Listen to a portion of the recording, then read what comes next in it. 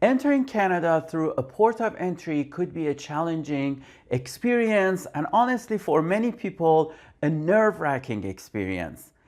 In this video, I will try to explain what could potentially happen to you when you try to enter Canada.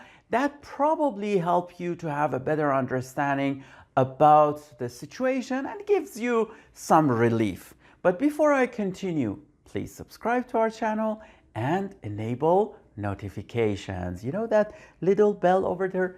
Click it. The first question is, what is a port of entry?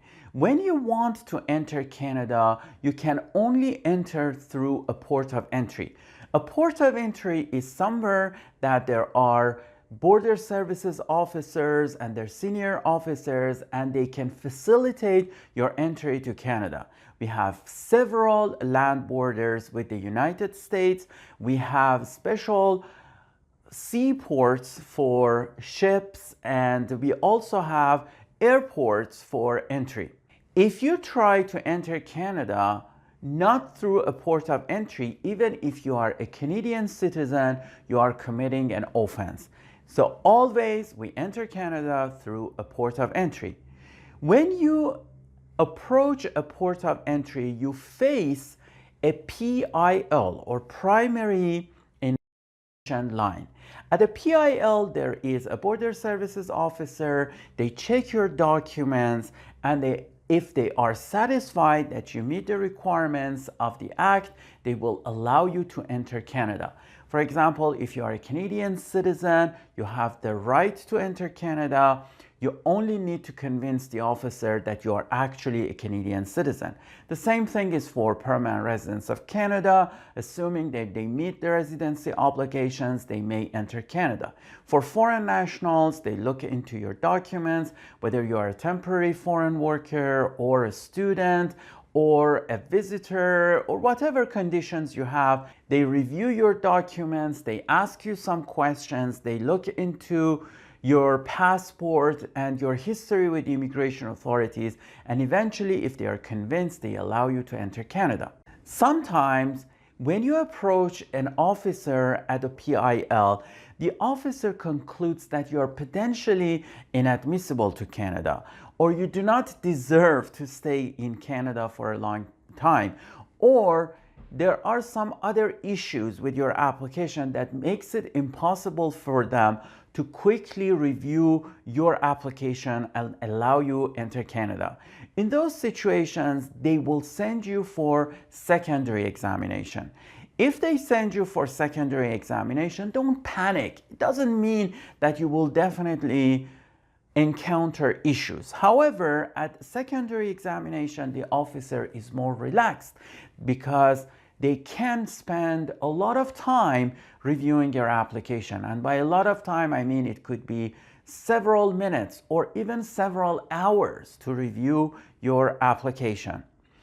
When the secondary officer questions you and reviews your documents, they sometimes allow you to enter Canada, no questions asked. Sometimes they allow you to enter Canada, but they issue a visitor record.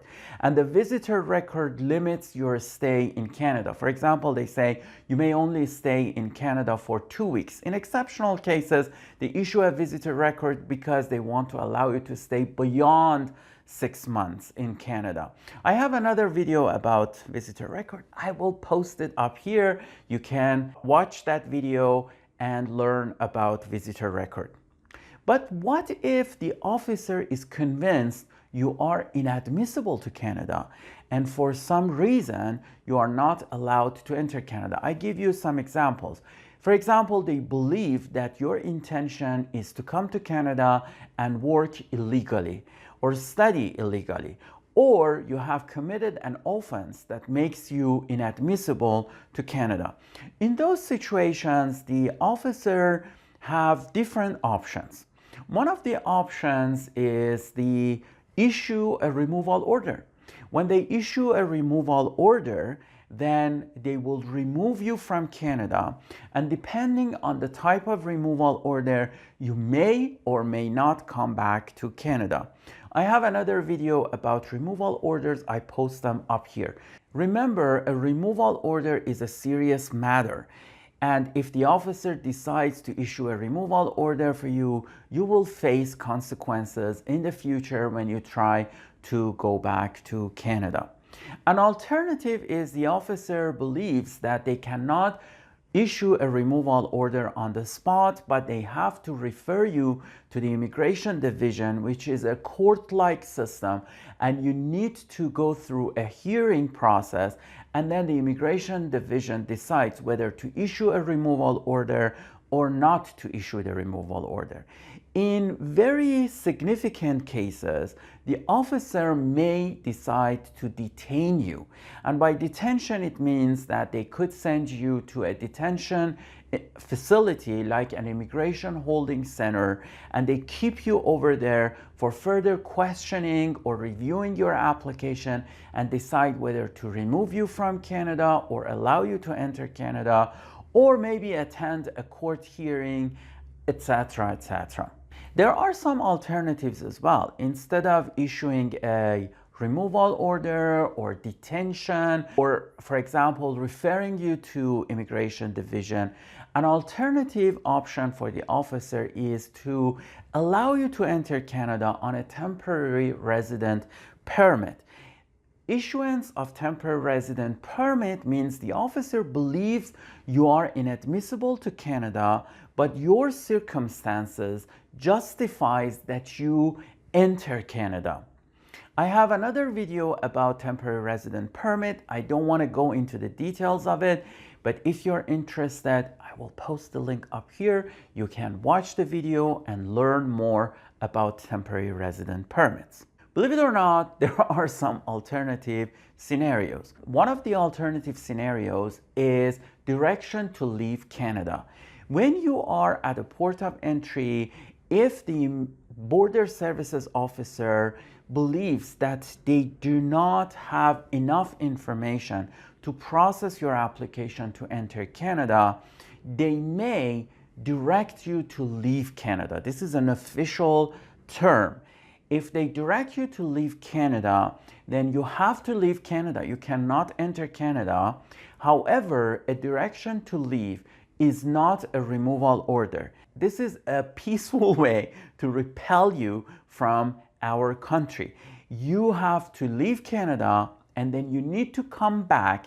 But this time when you come back, you need to bring all the documents that the first officer requested from you, so they can review your application and decide whether they can allow you to enter Canada or not. Sometimes you may be asked by an officer to sign a voluntary departure form.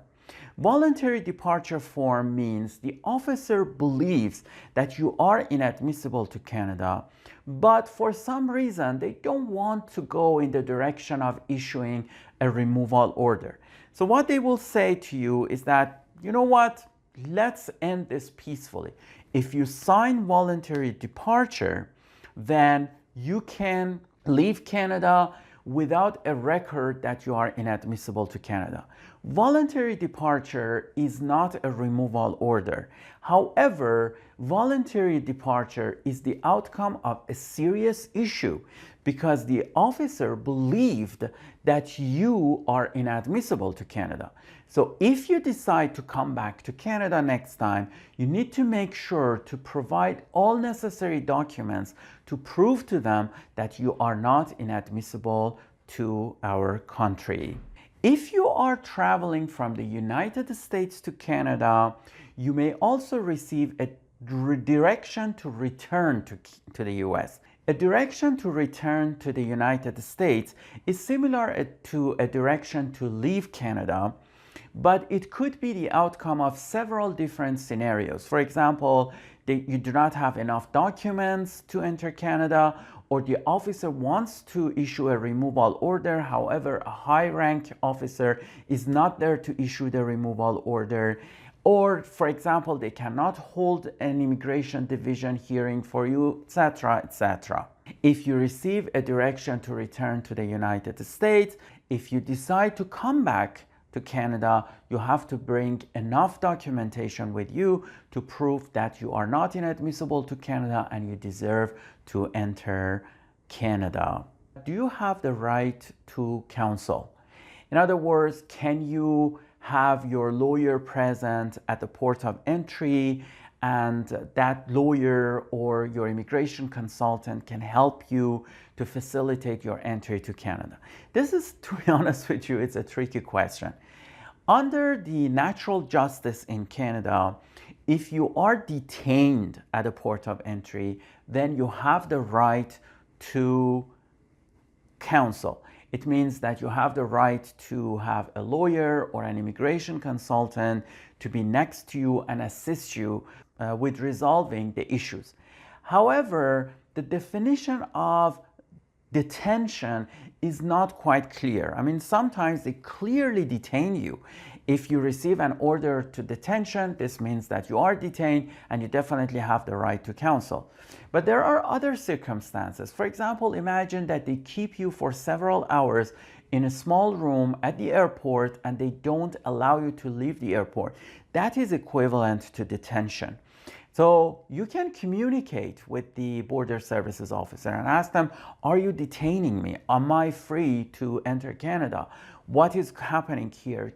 And ask for access to your lawyer or your immigration consultant. Having said that, sometimes the situation becomes complicated and they won't allow you to have access to a lawyer or to an immigration consultant to assist you with the process. Regardless, keep that in mind, that not answering the questions of a Border Services officer is an offense and actually can not only make you inadmissible to Canada, you could even receive jail time and fines because of that. So you have to be very careful. You need to be cooperative with the Border Services officers, but at the same time, if you are encountering a serious issue like a removal order, like detention, like a voluntary departure, those kind of situations, you can ask the Border Services officer for your counsel, and if they allow you to have access to counsel, then you may have some help in terms of resolving your problems at the port of entry. Obviously, there are so many other things that could happen at a port of entry.